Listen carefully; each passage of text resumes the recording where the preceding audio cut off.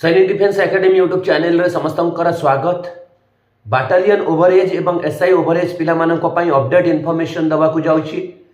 प्रथम थर करी जदि मो चैनल को विजिट कर चैनल को सब्सक्राइब करिवो, वीडियो को लाइक करिवो एवं फ्रेंड सर्कल रे अधिक अधिक शेयर करिवो। समस्त पिला माननकु 3 दिन तळे मु जणे देइथिली कि बाटालियन पिला माननक पई स्वतंत्र गोटिए काउंटर केस फाइल करा जिवो। से काउंटर केस फाइल काली हेई सारिछि। सोमवार दिन तार लिस्टिंग हो जीवो। लिस्टिंग हैला परे स्वतंत्र बाटालियन पाई अलग सुनानी हबो। जो दिन एसआई पिला मानकर हियरिंग थिला से दिन हमकु जहाँ जना पड़िला कि एसआई ऊपर तो फुल्ली फोकस थिला, किंतु बाटालियन मैटरटा ऊपर एते प्रभाव कि एते फोकस नथिला।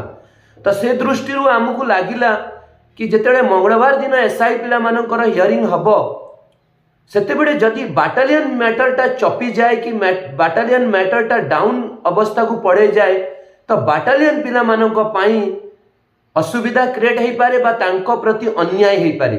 या को नहीं कि आमे डिस्कशन करथलु एडवोकेट को सहित। एडवोकेट हमकु सजेशन देले कि गोटिए स्वतंत्र काउंटर केस फाइल कर दिया जहाँ फल केवल बाटालियन रो अलग हियरिंग हबो। मंगलवार दिन तो जॉइंट हियरिंग तो अच्छी एसआई पिला सहित, किंतु ता सहित बाटालियन पाई भी आमर पाखरे गोटे सुजोग अच्छी स्वतंत्र केवल बाटालियन पाई हियरिंग हबो। तेणु बाटालियन पिला माननकु मु एतिकी कहि देबाकु चाहिबी कि तमे माने ओरिड वनी पुपुन सहित मु कथा हेइतिली आउ जहाँ ताकू आवश्यकता हेल्प दरकार मध्य मु पैसा पठेइतिली, हेल्प भी करिछि। आमे दुई जण जॉइंटली भाबरे बाटालियन पिला माननकु केमिति न्याय मिलिबो ताहाकु नै कि पूरा आमे फुल प्रयास करूछु। मिलित भाबरे आमे पूरा फुल फोर्स रे लागि पड़ीछु। पिला माननकु मु एति कहबी कि तम माने ओरिड होनी।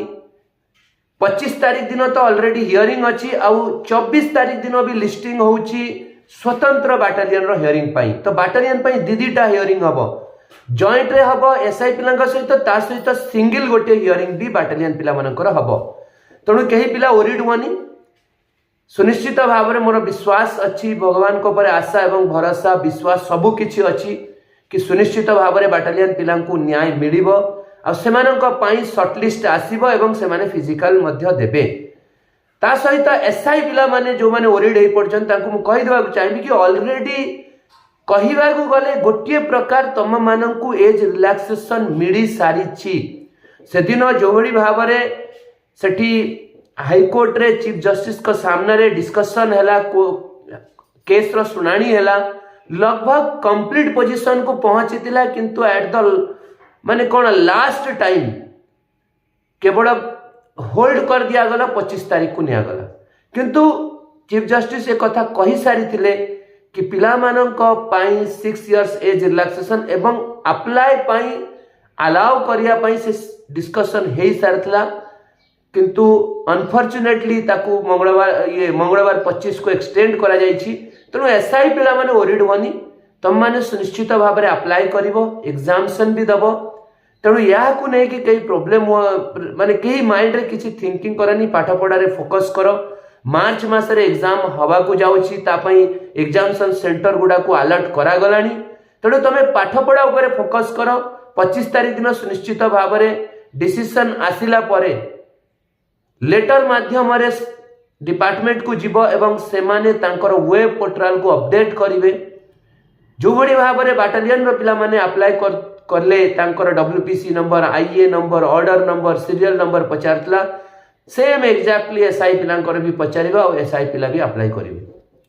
ये थिला अपडेट। बाटालियन पिला को एति कहबा चाहिबी कि आमे दिन राति एक करिकी लागि पड़ीछु।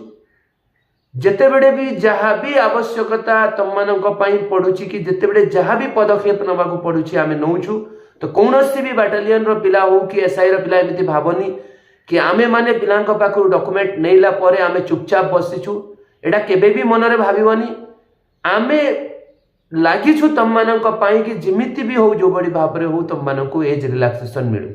ये थिला अपडेट। अपडेट जदि भल लागिछि फ्रेंड सर्कल रे अधिक शेयर करिवो, वीडियो को लाइक करिवो, चैनल को सब्सक्राइब करिवो। जय हिंद, जय भारत, भारत माता की जय, वंदे मातरम।